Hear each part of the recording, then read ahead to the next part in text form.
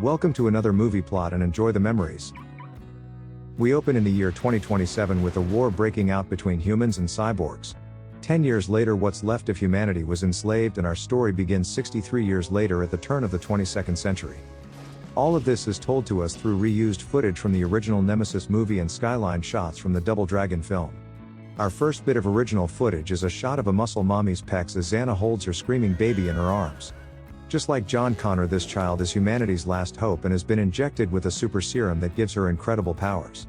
The cyborgs hunt them down by sending buff blonde women in midriffs and men in rubbery alien suits that fire lasers from their nipples.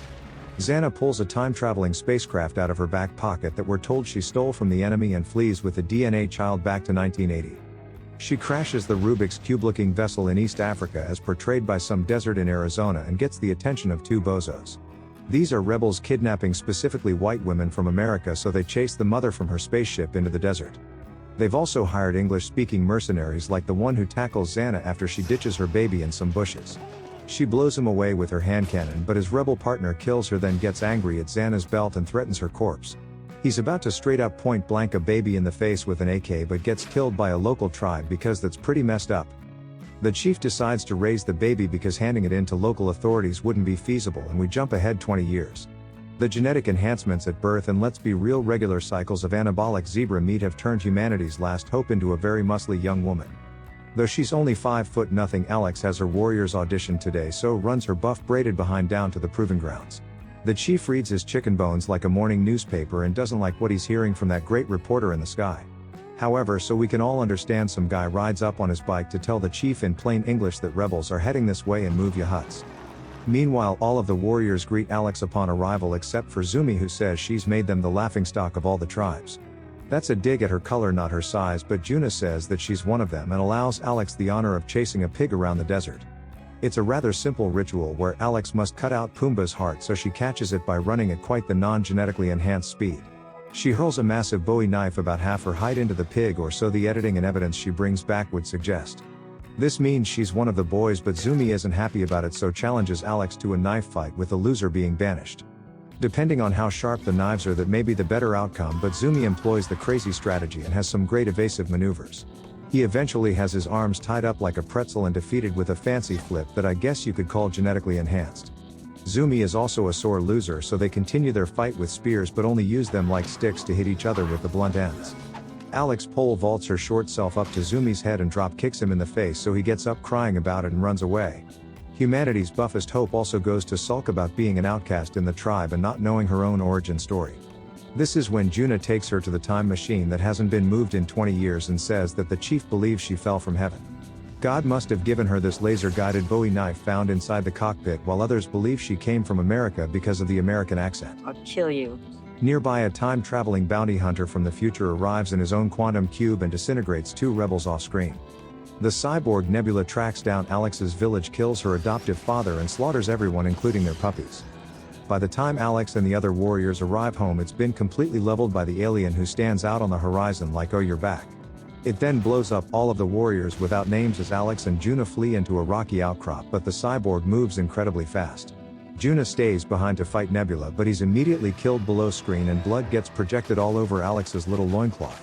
His head goes all wonky while the usually intelligent tracker leaves a trail of blood, making the ear to the ground thing look pretty silly. The cyborg follows it through the desert, but Zumi also returns with his German service rifle of all things to get revenge on Alex. She leaps on him, knocking Zumi out, and Alex trades loincloths with him, so now this loser is leaving behind the blood trail. Alex then dives in the river and floats downstream while Nebula wastes time tracking down Zumi and killing the wrong person. He looks out over the horizon like, damn, she got away, while Alex climbs her jacked self out of the river clean of any blood. She never even gets to use the Gerber that she spends 5 minutes loading because Alex gets captured by a rebel who looks like Juna. Poe belts her unconscious with the butt of his gun, then checks out her muscles like, what in the Sam hell did I just find? His partner has also snatched up a couple women from America, but the genius allows Alex to take his gun and shoot him dead. She doesn't trust Emily, however, so plans to leave the prisoners here to rot and disguises herself in the dead rebels' clothes. When Emily says that she's a pilot with a plane nearby, Alex gives her a knife to free herself and Sam because she wants to get away from Nebula. They walk towards an abandoned mine while being followed by Nebula and even the rebel Poe, who survived because of his bulletproof vest. Somehow he gets ahead of them all with a rocket launcher and nearly blows up Alex but fails to hit his incredibly big mark. He sends a group of mercenaries to finish the job while he chases the sisters into the mine and captures the two rather easily. In a lackluster twist, Emily reveals she's an only child and the traitor sacrifices her partner Sam to save her own skin. Alex crawls out of the rubble only to witness the poor girl's execution while Emily teams up with Poe to steal some African gold or something. Alex then goes on a killing spree, taking out dozens of mercs, some of whom just randomly explode when they hit the ground. She follows Emily into a building believing that she's still a hostage and makes her way up, killing more rebel scum along the way. Alex switches over to a pair of Berettas at the top but is confronted by Nebula, who says her bullets have no effect on him. She takes his advice and shoots out the floorboards, and then when he returns tosses a grenade at his feet. This explosion is the reason why Nebby can no longer use the laser weapon situated on his nipple, so he pulls out a Desert Eagle. He then throws his own grenade in the tower with Alex, so she leaps out using a rebel for a shield and has a mid-fall shootout. Nebula's bullets fail to go through the good woolen shirt and they both crash into the ground hard as neither thought this through. At least Alex gets up while Nebby lies there in a pile of flames, but she refuses to finish him off and just walks away. She comes across a pair of mercenaries, so leaves her weapons outside and acts like a helpless young girl, not sure how she pulls that one off. When the bigger doofus takes the 3-foot-wide damsel in distress somewhere to be alone, Alex forces him to his knees with that super strength. He tells her the direction of Emily, then gets knocked out and left for a recovered Nebula to kill a few minutes later. Alex then retrieves her weapons before catching up to Emily and her new boyfriend lying in the dirt for some reason. She uses her laser-guided homing bowie to kill the rebel and just believes Emily when she says he was forcing himself on her. When another rebel and mercenary show up, Alex hides the dead weight in a basement while leading the inaccurate marksman away. She kills one lickety-split, but the other forces Alex to demonstrate something actually superhuman as she flips to avoid the bullet and shoots the merc. During this time, Emily is captured by Nebuloso and used to lure out Alex for the penultimate engagement between these two. Cyberboy appears behind her and has the audacity to demand Alex stand still while he scans her DNA for that juicy super gene. Not sure what that does for him, but Alex leaps on Nebby like a frog and stabs him, then performs one of those totally necessary flips away. She then throws a grenade into some barrels of fuel beneath the hunter's feet and he's blown up but comes out pretty unscathed. Alex then chin-ups her way to Emily and they continue the last few miles to the hangar where her plane and treasure is stored. Nebula springs out of the fire, having learned that move from Alex, and his nipple blaster now somehow works. He moves incredibly fast in first person yet annoyingly slow in third, but combined they're enough to catch up to the girls. Nebby even walks with some sass in his step now while missing every shot, but forgets there's a power limit to his laser and runs out of energy bullets. The ladies finally get to the hangar and Emily's plane, but all of a sudden she turns into a leprechaun and says, "Keep away from me, gold." Trader McGee shuffles away while Nebula must be solar powered because now he has more lasers and knocks Alex unconscious.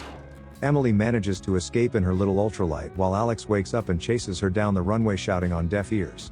Conveniently, Nebula's targeting system is broken because he hits everything except what he wants to, and Emily gets away scot-free.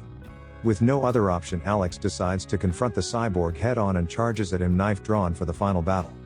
Emily even flies overhead to enjoy the fight as Alex stabs Nebula, but the whole thing's in super slow motion with a low frame rate. When sped up, it's actually pretty cool as Shorty Pants scales her opponent, but he just tosses her off.